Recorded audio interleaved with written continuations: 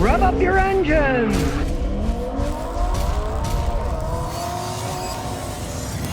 Now people are always looking for trucky SUVs, but they're getting so expensive. This guy just bought this 03 for $3,500. Let's go through the whole thing and show you pluses, minuses, and what you should do. And the first thing you should do is do like he did, do a little research. Now I saw it on Craigslist, and what did he find out? Well, guess what? It may be in Rhode Island now, but it spent most of its life in Tennessee. An older couple owned it. It spent its whole life in Rhode Island. We would see rust bucket arama. Now, this says superficial rust. You can see. But listen, it is solid metal. It's not rotted through. Now, he's going to be driving in Rhode Island. He keeps it so. With something like this, it's solid, it's doable. I would have it sandblasted, and I would have it coated. And then you don't have to worry about it coming completely apart. You gotta realize that it's got superficial rust, and you take it to a place like Rhode Island, 100% salt on the road. In the winter, it's gonna eat it up. So you wanna clean it and seal it before you do that. He just bought it and he wants to see, should he put money into it or not? So far, solid, and that's where you'd put a little bit of money. Not a lot of money. There's no parts involved. You're just gonna blast it off, prime it up, seal it, and then you'll have a solid frame. That's the advantage of an Xterra. It's got an actual frame. If this was unibody, probably it would be all rotting away. And once a unibody goes, forget it, it's not even worth fixing. And particularly go for the cattle blocker here, but it came with that. He can unbolt it if he wanted. I kind of like it myself because, hey, it's got a nice aggressive look to it. And the way people drive around here, I would probably put it in the back though.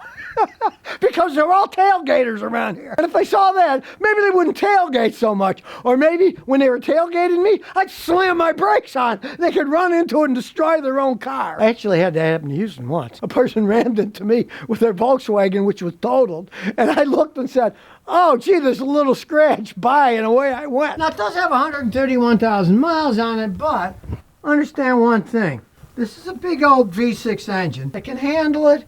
And even though it's a Nissan, realize this. It's basically a rear-wheel drive transmission. Now, it does have a cutoff for the front wheel because it's four-wheel drive if you want it to be four-wheel drive. But the rear-wheel drive Nissan transmissions are pretty good. They can last a really long time. And as for the engine itself, it's early 2000, so we're still talking about some old technology that's easy to work on. For one, it's got a distributor. It doesn't have a computer coil and plug. Much simpler system. And of course, it does have a rubber timing belt. So when I'm done with the video, and if I tell him he's going to keep it, he's willing to put a few $1,000 into it. He already said he's going to change the timing belt, the water pump. Smart move, because it's an interference engine. So if the rubber belt breaks, pistons will hit the valves, bend the valves, then the engine's toast. You got to put another engine in.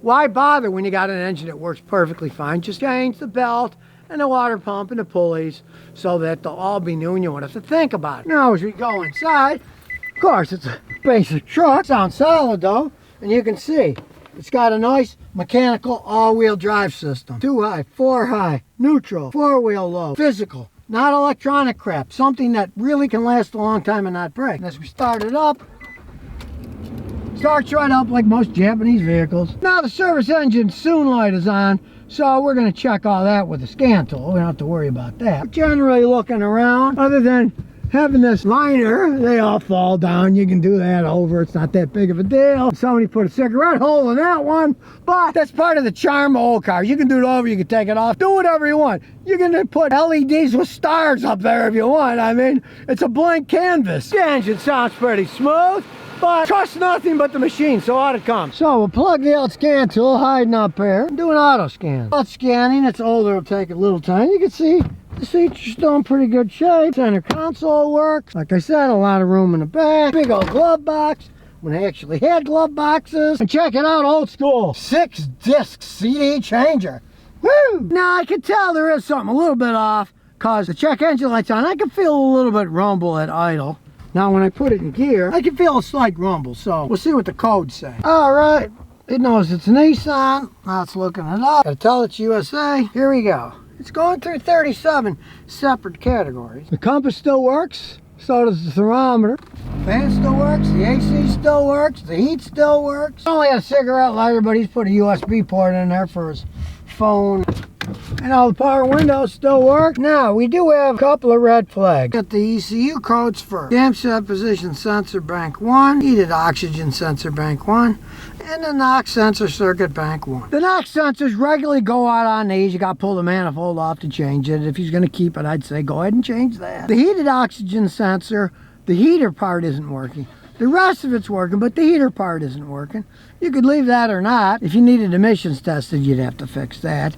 If not, if I was in Tennessee, you wouldn't even care because it's only heated up in the beginning. It doesn't really affect how it runs. And the camshaft position sensor on bank 1, sometimes the sensor goes wrong, but more often with this kind of mileage, 131,459, it means you probably need a timing belt. He's going to change the timing belt and the water pump anyways. If they stretch enough, the cam will give bad data and it'll trip that code. We'll see how serious this is, because first we're going to erase the code. And then when we road test, we'll see if they come back to see which is a serious code and which isn't. There's also another code, and that's the transmission code. We'll read the trouble code for the tranny, and it's got the code for initial start. This code being initial start code often will pop up when you first start it up.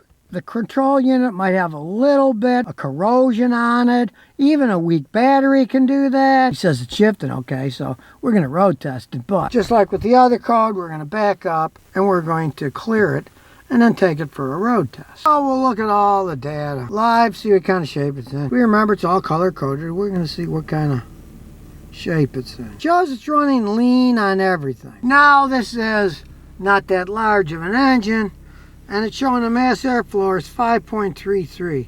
It should be lower to 4. So I'd say it's probably not a bad idea to change the mass airflow sensor. Now, unfortunately, this is so old, the data isn't that great. As you can see on the oxygen sensor here, it's lean. We rev it up, it goes rich, and we hold it, it goes lean, rich. Now, these old systems are more basic. They'll go lean and rich to try to make it pollute less with the catalytic converter to make it work right. Unfortunately, with this old vehicle, we can't get data such as exactly what percentage it does when, because it doesn't give you that data. It just shows rich or lean. It's a more basic system. So, since there were no codes for running too rich or running too lean, this is mainly the NOx sensor, the cam sensor, which probably has to do with the timing belt being worn. It's giving it a little bit of a rumble. Reset it. I'm going to take it for a spin. See if anything comes back right away. No, it ran fine, smooth. Brakes are good, suspension's good. But the check engine light came back on. So let's see what's happening. And well, the only code that came back was the oxygen sensor heater system, a code that was on. And as I said previously, that really doesn't affect the running of the vehicle one iota. When you start your car up and it's cold, the oxygen sensor has a heater, just like a little hair dryer, so it warms up faster and it works more efficiently. It doesn't affect the running at all. Now, if you wanted to get this inspected for emissions, you'd have to replace the sensor.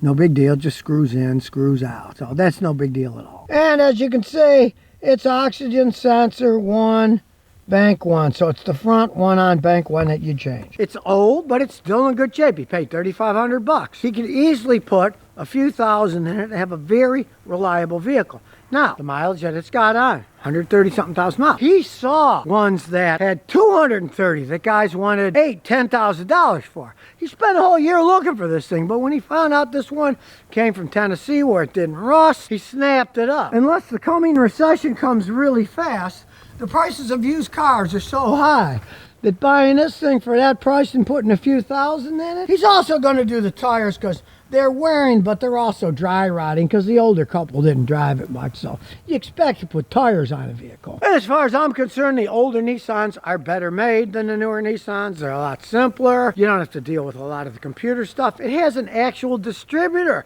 If it goes bad, you can just replace the distributor. You can get new ones that aren't all that expensive instead of having to deal with computer systems. These old things, well made, take care of them, put a little bit of money in an old one, you get a pretty reliable vehicle.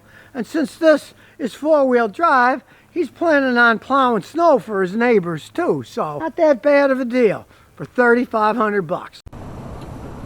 So if you never want to miss another one of my new car repair videos, remember to ring that bell.